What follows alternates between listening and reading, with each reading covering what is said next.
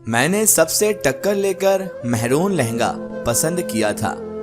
امی کو سرخ رنگ پسند تھا، جبکہ فیشن بھی سرخ رنگ کا ہی تھا، مگر دل جو چاہتا ہے وہ بس چاہتا ہے۔ میری رنگت بھی کافی کھلی کھلی سی تھی، تو مجھے پورا یقین تھا کہ میں مہرون کلر کے رنگ میں اپسرا لگوں گی۔ شادی سے مہینہ بھر پہلے امی نے مجھے اپٹن بنا کر دے دیا تھا اور میری چھوٹی بہنوں کی ڈیوٹی لگا دی تھی کہ وہ مجھے ہر روز اپٹن لگایا کریں۔ یوں میں اور نکھر گئی تھی۔ جو بھی مجھے دیکھتا میری بلائیں لیے بغیر نہ رہ پاتا تھا۔ میں نے احمد کی تصویر دیکھی ہوئی تھی۔ احمد بہت ہینڈسم لڑکا تھا، بہت اچھا دکھنے والا اور خوب رو نوجوان تھا۔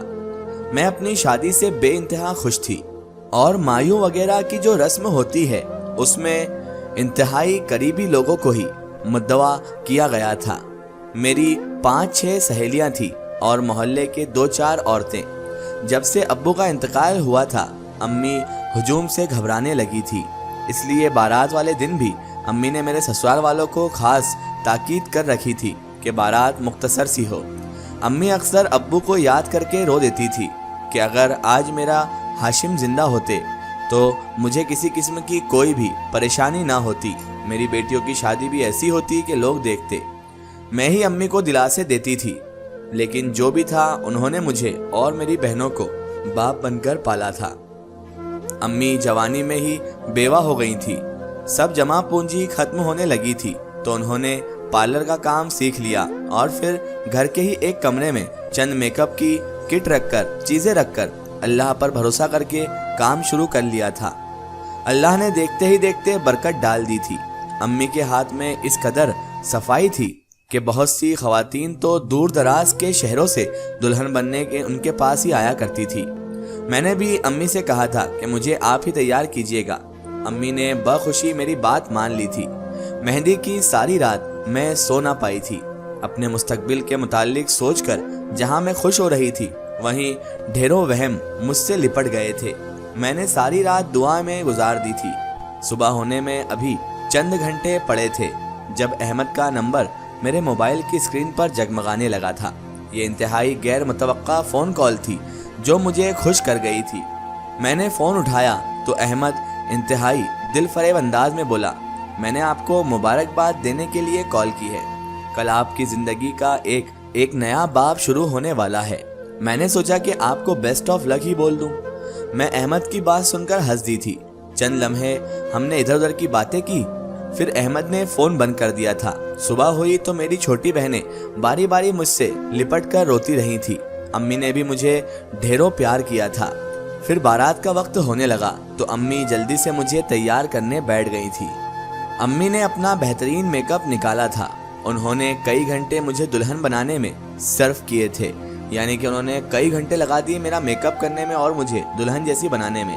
اور ایک ماں جب اپنی اولاد کا میک اپ کرے اور ماں میک اپ آرٹسٹ ہو تو پھر آپ ہی اندازہ لگا لیجئے کہ وہ اپنی بچی کو کس طرح سے تیار کرنا چاہے گی۔ وہ یہی چاہے گی کہ میری بچی دنیا کی سب سے خوبصورت لڑکی لگے، اور میری ماں بھی اب یہی چاہتی تھی۔ میری ماں نے اسی لیے اپنا نیا سب سے بہترین والا میک اپ کٹ نکالا تھا۔ انہوں نے کئی گھنٹے مجھے دلہن میں صرف کیے تھے۔ جب میں تیار ہو گئی تھی امی نے مجھ پر 4 کل پڑھ کر دم بھی کیا تھا۔ پھر امی نے میرے سر سے کئی نوٹ وار کر میرا صدقہ دیا تھا۔ پھر امی نے میرے چہرے پر گھونگھٹ کر دیا اور بولی، سمن تمہیں میری جان کی قسم گھونگھٹ غلطی سے بھی مت ہٹانا اور نہ ہی اپنا چہرہ دکھانا۔ تمہاری چھوٹی بہنیں تمہاری منت کریں گی یا ساس حکم بھی دے، تمہارا یہ گھونگھٹ تمہارا شوہر ہی ہٹائے گا۔ امی کی بات سن کر میں سخت بدمزہ ہو گئی تھی۔ میں کہنے لگی، امی گھونگھٹ کا زمانہ گزر چکا ہے، اب تو دلہن اپنی شادی پر ڈانس بھی کر لیتی ہیں، اگر میں گھونگھٹ کر کے گئی تو سب میرا مذاق اڑائیں گے۔ امی بولی، ایک دن کا مذاق اچھا ہے، کم از کم تمہیں نظر تو نہیں لگے گی بیٹا۔ میری شادی پر بھی مجھے نظر لگ گئی تھی، اور دیکھو شادی کے چند سالوں بعد ہی میں بیوہ ہو گئی تھی۔ امی بات کرتے ہوئے رو پڑی تھی۔ امی کے آنسو ایک ایسی چیز تھی جس کے آگے میں ہتھیار ڈال لیتی تھی۔ میں بولی، آپ جیسا کہیں گی میری امی میں ویسا ہی کروں گی، آپ کے علاوہ مجھے سمجھا ہی کون ہے ماں، اس لیے میں آپ جیسا کہیں گی ویسا ہی کروں گی، رونے کی کوئی ضرورت نہیں ہے آپ کو۔ امی خوش ہو گئی تھی۔ 1 گھنٹے میں یوں ہی شش و پنج کا شکار رہی تھی۔ अम्मी कम से कम मुझे अपना चेहरा देखने की इजाज़त तो दे देती, क्या मैं भी खुद को नज़र लगा देती हूँ। खैर, जब मेरी बारात आई तो मेरा ध्यान दूसरी जानिब लग गया था। अब मैं अपने रोशन मुस्तकबिल के लिए दुआ करती रही और इंतज़ार करती रही कि कब मुझे स्टेज पर बैठने के लिए बुलाया जाएगा। मौलवी साहब आए और निकाह के लिए इजाज़त ले गए थे। अभी आधा घंटा ही गुजरा हुआ कि अचानक से रुखसती का शोर होने लगा था। तब मुझे पता चला कि अम्मी ने मुझे मेरे दुल्हे के साथ स्टेज पर भी बैठने नहीं दिया था। मेरी अम्मी और उनके वहम, मैंने सर ही पीट लिया था। मैं रुखसत होकर शौहर के घर गई तो मेरी सास ने एक दो रस्म करने के बाद मुझे मेरे शौहर के कमरे में बिठा दिया था। मैं अहमद की सेज सजाकर बैठी हुई थी, उनके आने का इंतज़ार कर रही थी। अब तो नींद भी आने लगी थी। तभी कमरे का दरवाज़ा खोलकर अहमद अंदर आ गए थे। अहमद मेरे पास आकर बैठ गए और बोले, समन, आज तुम्हारा साथ पाकर मैं बेइंतहा खुश हूँ। मैं तुम्हारे शायाने शान ही मुंह दिखाई लेकर आया हूँ। तब अहमद ने मेरा घूंघट पलट दिया था और हीरे का ब्रेसलेट मेरे सामने कर दिया था। मैंने अहमद का मुंह देखा तो उसकी मुस्कुराहट सिमट चुकी थी। उसकी आंखों में उभरने वाले जज्बात मादूम पड़ चुके थे।